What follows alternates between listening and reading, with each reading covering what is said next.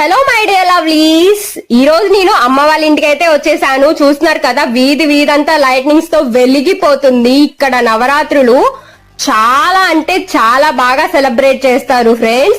మరి నేను రాకుండా ఎలాగా? సో వచ్చాను, అమ్మవారి బ్లెస్సింగ్స్ తీసుకున్నాను. మరి యూట్యూబ్ ఛానల్ మంచిగా రన్ అవ్వాలని, ఇంట్లో వాళ్ళు ఇంకొంచెం ఎక్కువ సపోర్ట్ ఇవ్వాలని, అది సబ్స్క్రైబ్ చేస్తేనే నాకు సపోర్ట్ దొరుకుతుందని మీకు తెలుసు కదా.